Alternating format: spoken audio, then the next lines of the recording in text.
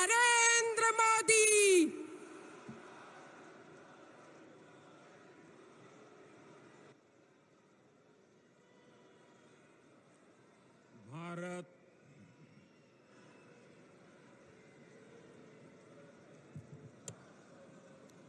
भारत माता की,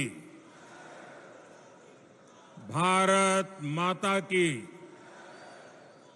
भारत माता की। मैं कहूंगा दीनदयाल उपाध्याय, आप कहिए अमर रहे, अमर रहे। दीनदयाल उपाध्याय, दीनदयाल उपाध्याय, दीनदयाल उपाध्याय। मंच पर विराजमान सभी भारतीय जनता पार्टी के वरिष्ठ नेतागण और मेरे परम साथी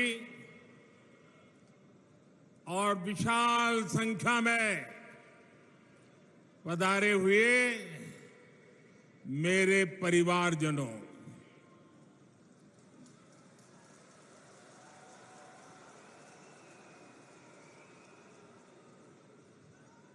ये जन सैलाब,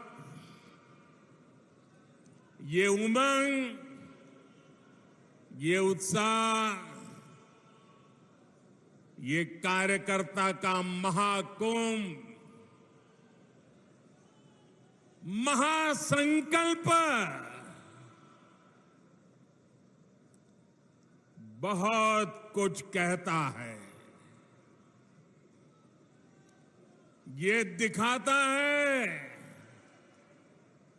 कि मध्य प्रदेश के मन में क्या है।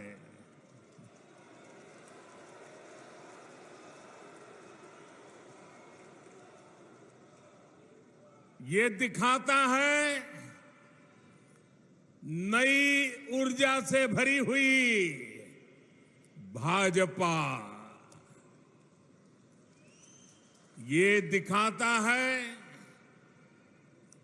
भाजपा का और भाजपा के हर कार्यकर्ता का बुलंद हौसला।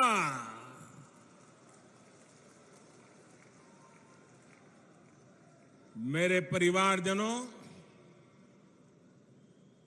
मध्य प्रदेश को देश का दिल कहा जाता है। भाजपा के साथ देश के इस दिल का जुड़ाव कुछ विशेष ही रहा है। जनसंघ के जमाने से लेकर आज तक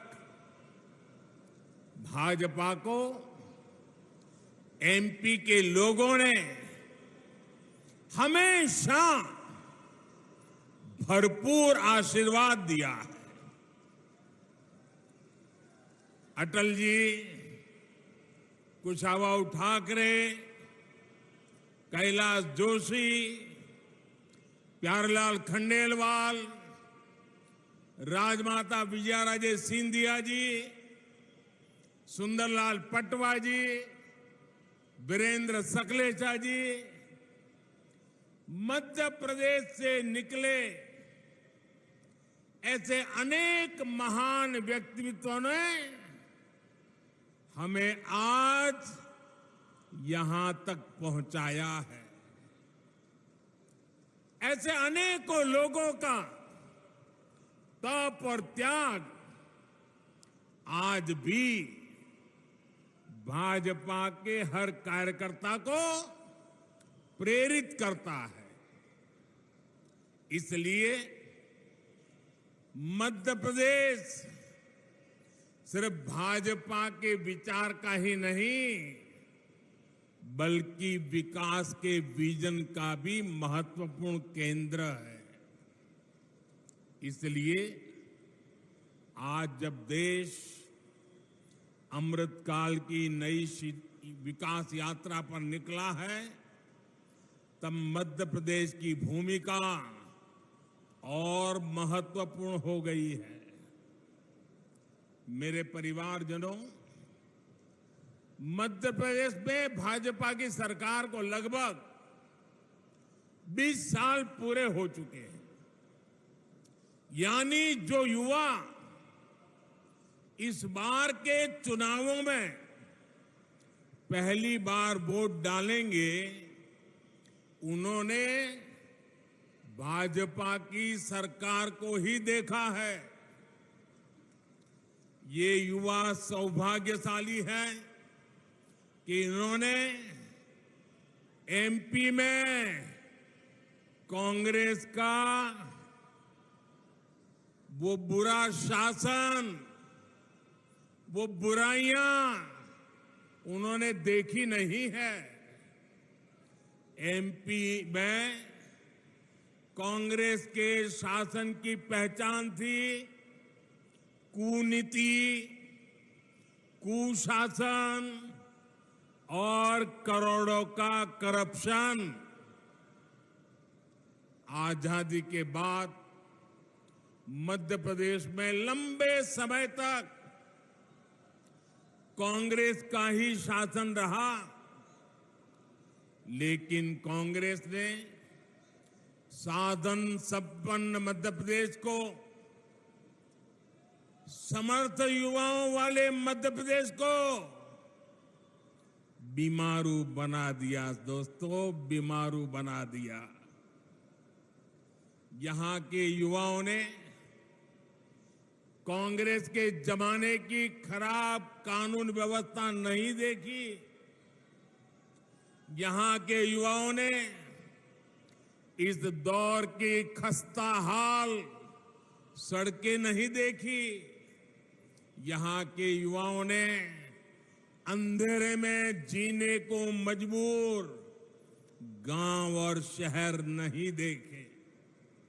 अपने हर कार्यकाल में भाजपा ने एमपी को नई ऊर्जा के साथ नई ऊंचाई पर ले जाने का प्रयास किया है। इसलिए यहां के युवाओं ने भाजपा का सुशासन ही देखा है। उन्होंने चारों तरफ से विकास करता मध्य प्रदेश ही देखा है। उन्होंने मध्य प्रदेश को देश के अग्रणी गेहूं उत्पादक राज्यों के रूप में देखा है। उन्होंने मध्य प्रदेश को शिक्षा के उभरते केंद्र के रूप में देखा है। और इसलिए आने वाले चुनाव बहुत अहम है। हमें ध्यान रखना है कि विकास का जो रास्ता एमपी के लोगों ने बनाया है, उस विकास की गाड़ी सड़क से उतर नहीं, भटके नहीं, उतरे नहीं और अटके भी नहीं। हम अपने आसपास देख रहे हैं कि जब इन्हें राजस्थान में मौका मिला तो कैसे कांग्रेस वहां सिर्फ बर्बादी लाई। हमने महाराष्ट्र में देखा है कि कैसे कांग्रेस ने, गठबंधन ने शामिल होकर लूट को ही अपना नंबर 1 काम बना दिया। साथियों, मध्य प्रदेश के विकास के लिए आने वाले कुछ साल बहुत ही महत्वपूर्ण है। आज पूरी दुनिया से भारत में निवेश आ रहा है, अलग अलग राज्यों में आ रहा है। ये समय भारत को, मध्य प्रदेश को विकसित मध्य प्रदेश बनाने का है, विकसित भारत बनाने का है। इतने महत्वपूर्ण समय में अगर कांग्रेस जैसी परिवारवादी पार्टी हजारों करोड़ों के घोटाले का इतिहास रचने वाली पार्टी, वोट बैंक का तुष्टीकरण करने वाली पार्टी को जरा भी मौका मिल गया तो मध्य प्रदेश को बहुत बड़ा नुकसान होगा। भाइयों बहनों, मैं जरा एक सवाल पूछता हूं आपको। मैं कहता हूं जहां जहां कांग्रेस गई है उस राज्य को बर्बाद कर दिया है। क्या आपको लगता है मध्य प्रदेश को भी यही करेंगे वो? आपको लगता है मध्य प्रदेश का भी यही हाल करेंगे? मध्य प्रदेश को बचाना चाहिए, नहीं बचाना चाहिए? कांग्रेस के हाथों नहीं जाने देना चाहिए ना, लूटने नहीं देना चाहिए ना, तबाही नहीं करने देनी चाहिए ना। कांग्रेस एक बार फिर एमपी को बीमारू बना देगी। मैं आपसे जानना चाहता हूं, क्या आप एमपी को फिर से बीमारू बनाना चाहते हो? मुझे पूरी ताकत से जवाब चाहिए। क्या एमपी को फिर से बीमारू बनाना चाहते हो? क्या आप एमपी के युवाओं के भविष्य को तबाह करना चाहते हो? क्या आप चाहते हैं कि एमपी के विकास का पैसा कांग्रेस नेता लूट ले? मेरे परिवारजनों, कांग्रेस के पास भविष्य की सोच ही नहीं बची है। कांग्रेस जंग लगा हुआ वो लोहा है जो बारिश में रखे रखे खत्म हो जाता है। अब कांग्रेस में ना देखने का सामर्थ्य बचा है, न देश हित को समझने का। इसलिए आप देखेंगे साथियों, आपका उत्साह मेरे सर आंखों पर। बहुत बहुत धन्यवाद आपके प्यार के लिए, बहुत धन्यवाद। दोस्तों, आपका प्यार ही मेरी ताकत है। बहुत बहुत धन्यवाद आपके प्यार के लिए, बहुत धन्यवाद दोस्तों। साथियों, आप देखेंगे कि कांग्रेस विकसित भारत से जुड़े हर प्रोजेक्ट की आलोचना करती है। आपको याद होगा, कांग्रेस ने डिजिटल इंडिया का भी विरोध किया था। आज भारत के यूपीआई से पूरी दुनिया मंत्रमुग्ध है। भारत में रिकॉर्ड डिजिटल लेन देन हो रहे हैं, लेकिन कांग्रेस को ये भी पसंद नहीं है। साथियों, भाजपा आज आधुनिक सड़कें, आधुनिकतम सड़कें, चौड़े हाईवे, एक्सप्रेसवे बना रहा है, लेकिन कांग्रेस इसकी आलोचना करती है। भाजपा आज वंदे भारत जैसी आधुनिक ट्रेनें ला रही है, स्टेशनों का कायाकल्प कर रही है। भोपाल के रानी दुर्गावती रेलवे स्टेशन की प्रशंसा हर कोई कर रहा है। ये भी कांग्रेस को नहीं पच रहा है। भाजपा बुलेट ट्रेन पर काम कर रही है, इसकी भी कांग्रेस आलोचना करती है। भाजपा सरकार ने नया भव्य संसद भवन बनाया, आने वाली सदियों तक देश की सेवा करे, ऐसा भारत का अपना संसद भवन बना। पूरा देश इसकी भूरी भूरी प्रशंसा कर रहा है। लेकिन कांग्रेस ने पहले दिन से ही विरोध करना शुरू कर दिया। अब भी नकारात्मकता फैला रहा है कांग्रेस वाले। भारत कुछ भी नया करे, भारत कोई भी उपलब्धि हासिल करे, कांग्रेस को बिल्कुल पसंद नहीं आता है। मैं जरा मध्य प्रदेश के लोगों से पूछ रहा हूं, जवाब देंगे आप? एक सवाल पूछ रहा हूं, जवाब देंगे? आप मुझे बताइए, देश का नाम रोशन हो तो आपको खुशी होती है कि नहीं होती है? देश की इज्जत बढ़े तो आपको खुशी होती है कि नहीं होती है? देश का मान बढ़े तो आपको गौरव होता है कि नहीं होता है? आपको होता है, कांग्रेस वालों को नहीं होता है। क्योंकि कांग्रेस ना खुद बदलना चाहती है और ना ही देश को बदलने देना चाहती है।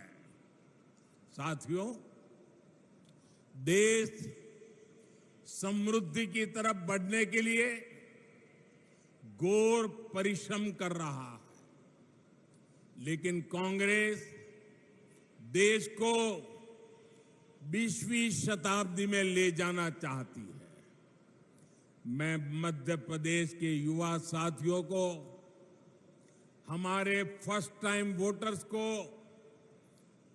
एक बात जरूर बताना चाहता हूं। मेरे नौजवान साथियों, मेरी बात गौर से सुनिए और घर जाकर के अपने माताजी, पिताजी, नाना, नानी, दादा, दादी, जरा मैं जो कह रहा हूं उनसे बात कीजिए, उनसे पूछिए।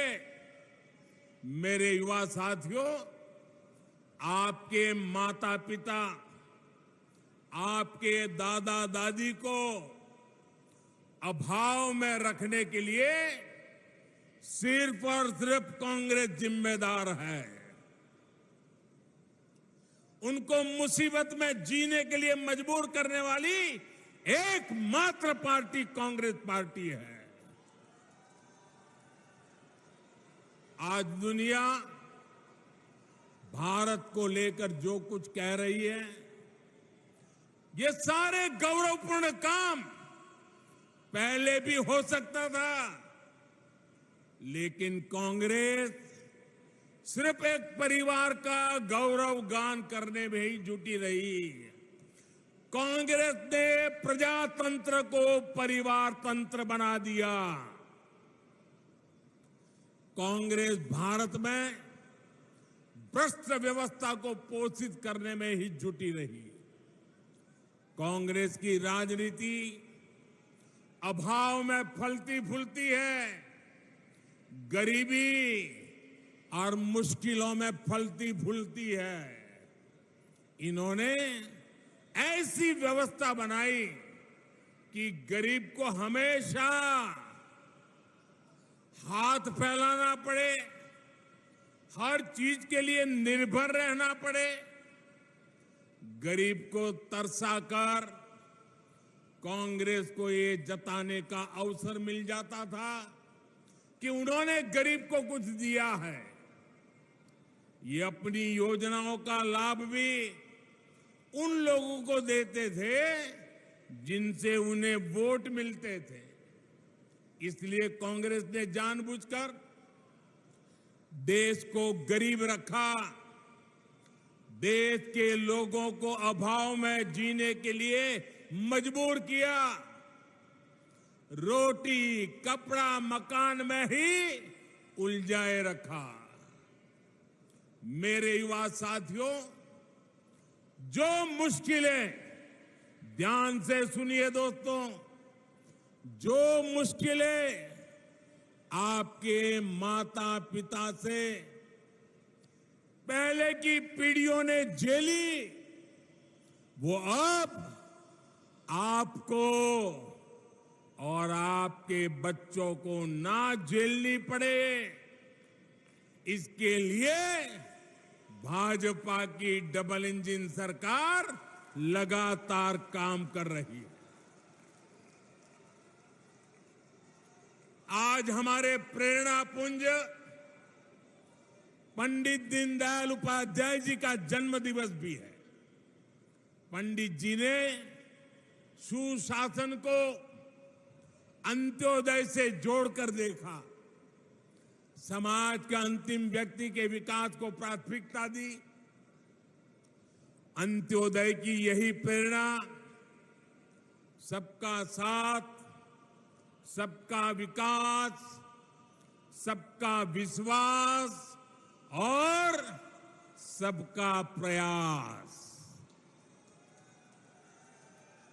उस मंत्र में पंडित दीनदयाल उपाध्याय जी का चिंतन है। वो हमें प्रेरित करती है। बीते 9 वर्षों में हमने जो भी योजनाएं बनाई, उनके मूल में यही भावना है।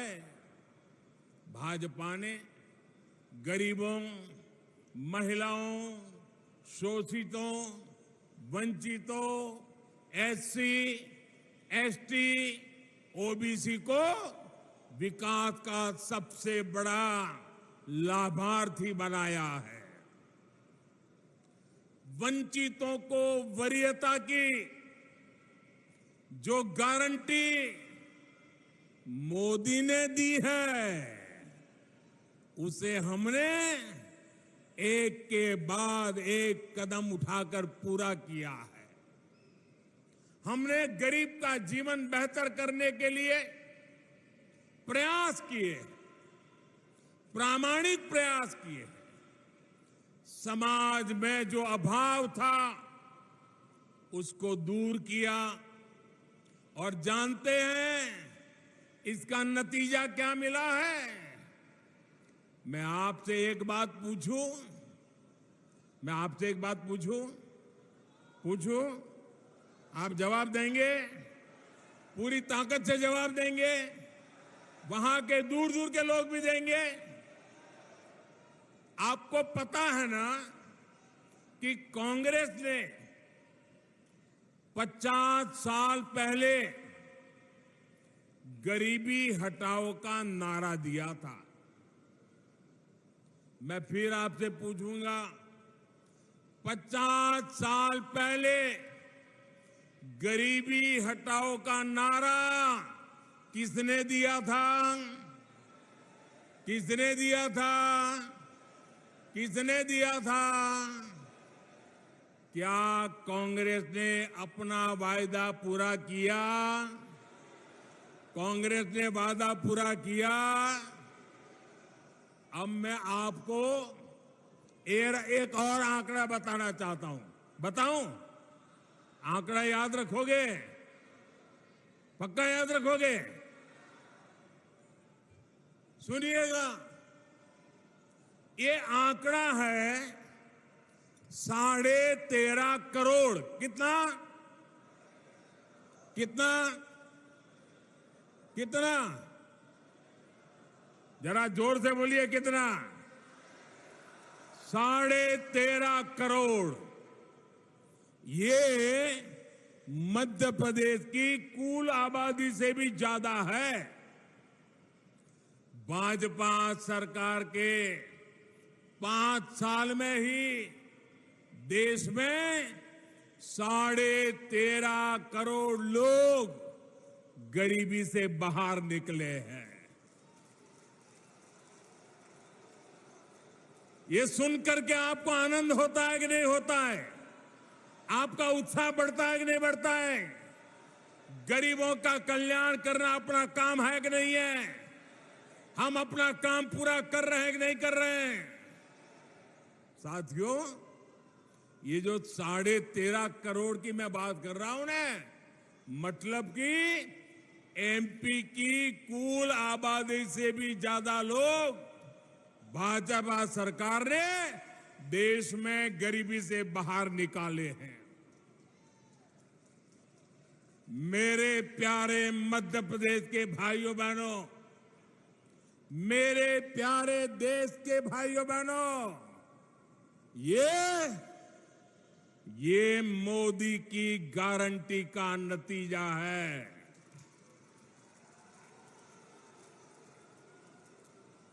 और जब मोदी गारंटी देता है, जब मोदी गारंटी देता है, जब भाजपा गारंटी देती है, तो वो जमीन पर उतरती है, घर घर पहुंचती है, हर लाभार्थी तक पहुंचती है।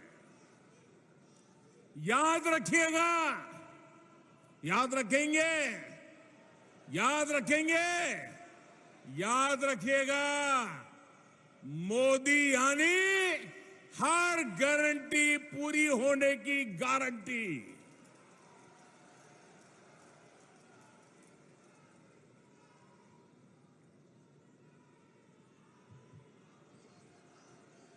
मेरे परिवारजनों,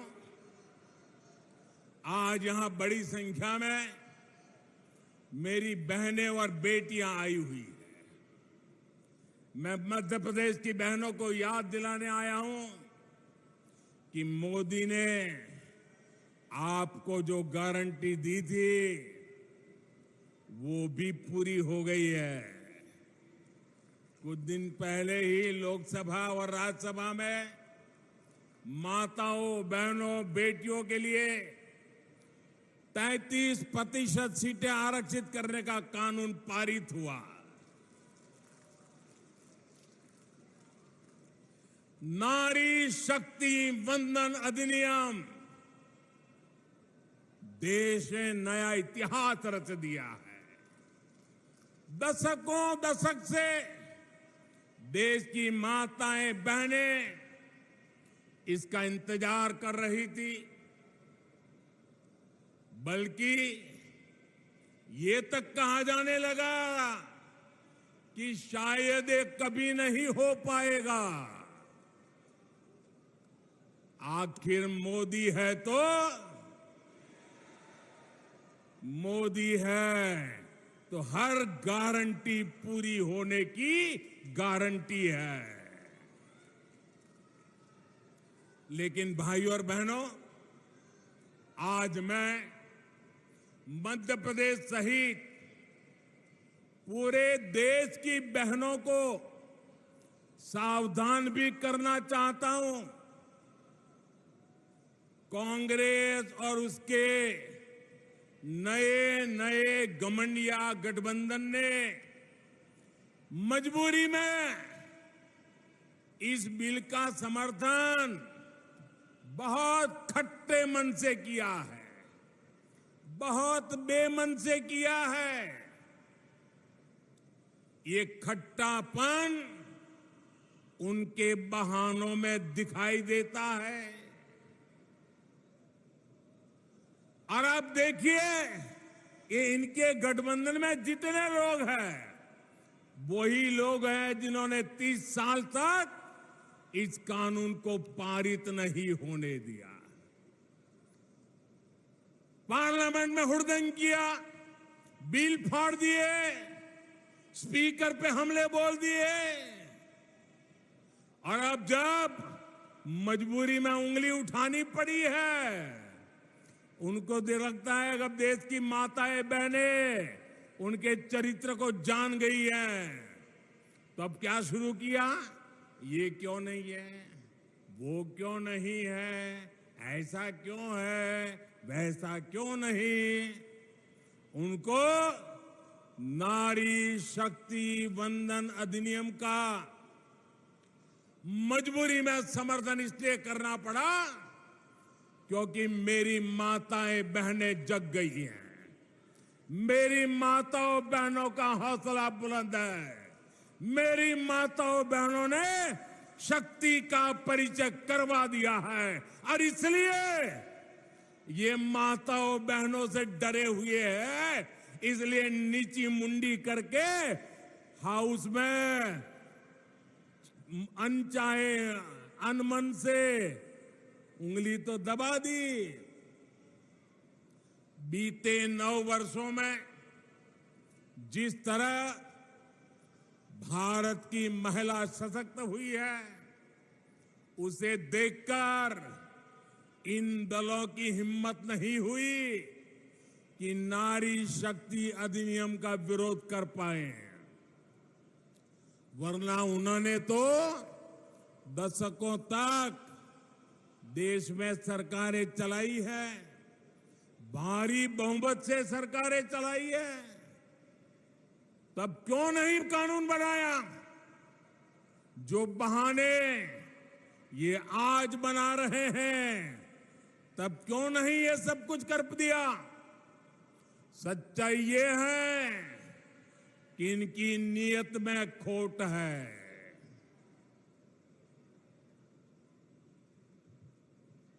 इसलिए मौका मिलते ही, मेरी माताएं बहनें मेरे शब्द याद रखना, मौका मिलते ही एक घमंडिया गठबंधन के लोग माताओं बहनों को धोखा देने का तय करके बैठे हैं, तैयार बैठे हैं। कांग्रेस के घमंडिया साथी वही है जिन्होंने इस कानून को रोकने के लिए हर मर्यादा तोड़ी है। इनकी वो सोच आज भी नहीं बदली है। आपको मैं एक और बात कहना चाहता हूं। ये लोग बहुत बौखलाए हुए हैं। ये अब एक नया खेल खेलेंगे, पक्का मानिए।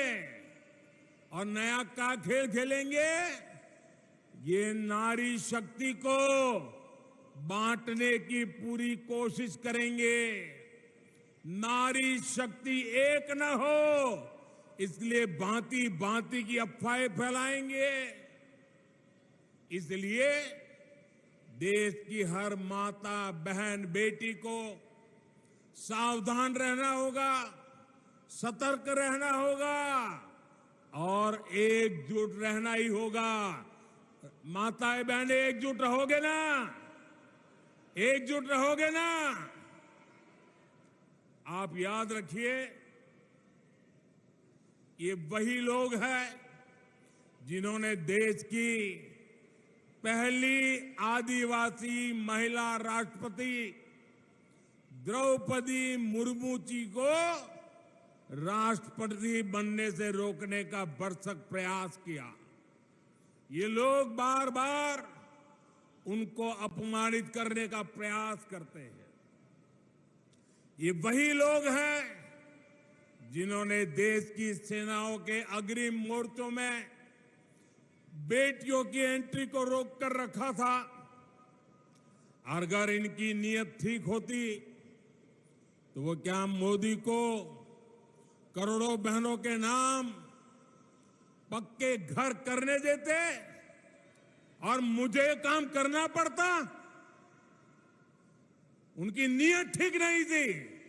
आज वो काम मुझे करना पड़ रहा है, आजादी के इतने सालों के बाद करना पड़ रहा है। इनको नहीं दिखता था कि सब कुछ पुरुष के नाम पर है, महिलाओं के नाम पर कुछ नहीं। अगर इनकी नीयत महिला हित की होती तो क्या मोदी को आकर के करोड़ों टॉयलेट बनाने पड़ते? क्या टॉयलेट नहीं बना सकते थे लोग? वो काम भी मुझे करना पड़ा। उनकी नीयत में खोट थी। अंधेरे का इंतजार करती माताओं बहनों को देखकर इनकी आंखों में क्यों पानी नहीं आता था? इनकी नीयत ठीक होती तो बहनों को धुएं में जीने को मजबूर होना न पड़ता। करोड़ों बहनों तक गैस सिलेंडर पहुंचाने की मेहनत मोदी को क्यों करनी पड़ी? ये महिलाओं के हितैषी होते तो महिलाओं को पानी की बूंद बूंद के लिए दशकों तक तरसा कर ना रखते। साथियों, ये महिलाओं के हित में काम करते तो मोदी को आकर आयुष्मान योजना के तहत मुफ्त इलाज की व्यवस्था ना करनी पड़ती। ये अगर महिला हितैषी होते तो हमें बेटियों को बचाने और उन्हें पढ़ाने के लिए आवाज ना उठानी पड़ती। इन्होंने तो महिलाओं को बैंकों से भी दूर रखा। देश की करोड़ों बहनों के जनधन खाते आपके इस सेवक को खुलवाने पड़े।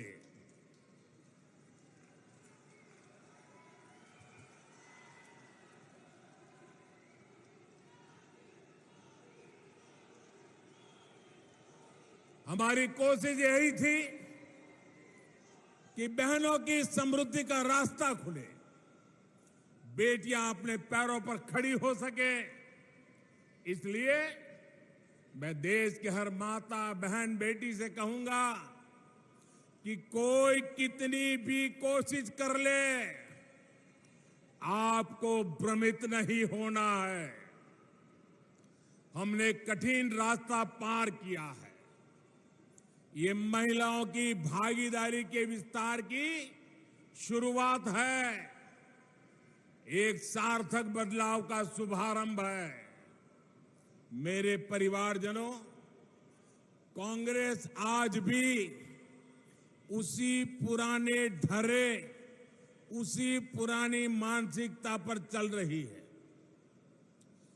चांदी का चम्मच लेकर पैदा हुए इनके नेताओं के लिए गरीब का जीवन मायने नहीं रखता है।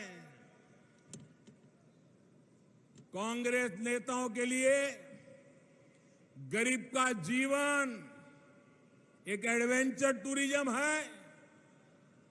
कांग्रेस के नेताओं के लिए गरीब की बस्ती पिकनिक मनाने का, वीडियो शूटिंग कराने का लोकेशन बन गई है। कांग्रेस के लिए गरीब किसान का खेत फोटो सेशन का मैदान बन गया है। इन्होंने अतीत में भी यही काम किया। देश विदेश के अपने दोस्तों में इन्होंने भारत की गरीबी का मखौल उड़ाया और आज भी यही कर रहे हैं। जबकि भाजपा की सरकार भारत को भव्य भी बना रही है और यही भव्य तस्वीर दुनिया के सामने सीना तान करके दिखा भी रहे हैं। कांग्रेस और भाजपा के बीच का यही अंतर हमें बूथ बूथ में हर वोटर को बताना है, हर मतदाता को समझाना है। समझाओगे? जरा दोनों हाथ ऊपर करके बताइए, समझाओगे? पोलिंग बूथ में हर घर जाओगे?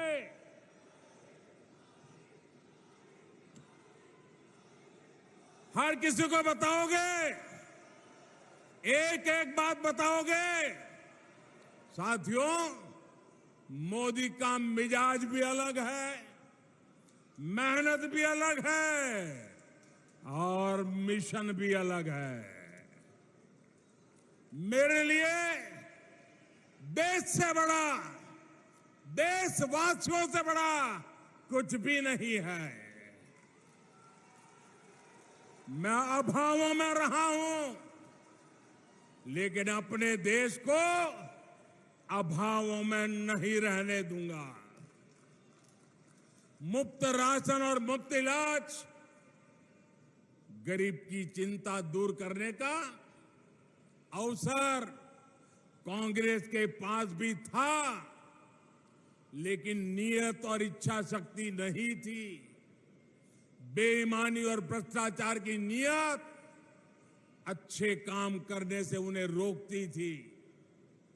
पहले समाज के जिन वर्गों को छोटा समझा गया, उनके जीवन में बड़े परिवर्तन का प्रयास हमने किया। गरीब से गरीब को गुणवत्ता का जीवन मिले, आज देश में इसके लिए काम किया जा रहा है। कुछ दिन पहले ही पीएम विश्वकर्मा योजना शुरू हुई। देश भर में हमारे विश्वकर्मा साथी कोने कोने में फैले हैं। कोई गांव ऐसा नहीं होगा जहां कोई न कोई विश्वकर्मा परिवार न रहता हो। अपनी परंपरा, अपनी कला, अपनी उपयोगिता के लिए जाने जाने वाले ये साथी हर समाज में है। लेकिन कांग्रेस ने उन्हें क्या दिया? कांग्रेस ने उन्हें अपने हाल पर छोड़ दिया था। आपने एक वोट देकर इस सेवक को आपकी सेवा करने का अवसर दिया।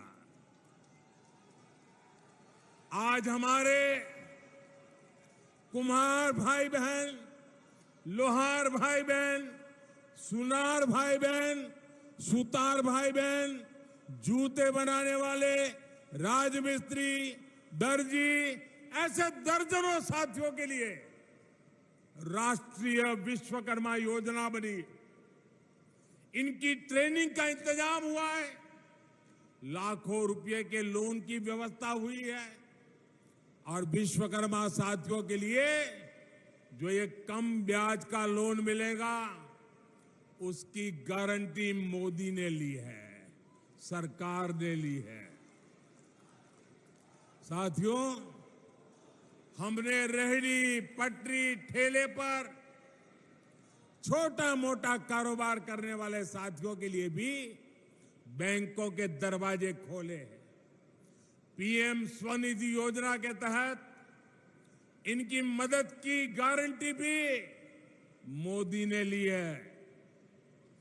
गांव में, कस्बों में हमारे साथी अपनी दुकान, ढाबा, गेस्ट हाउस ऐसे व्यवसाय कर सके, ये पहले बहुत मुश्किल था।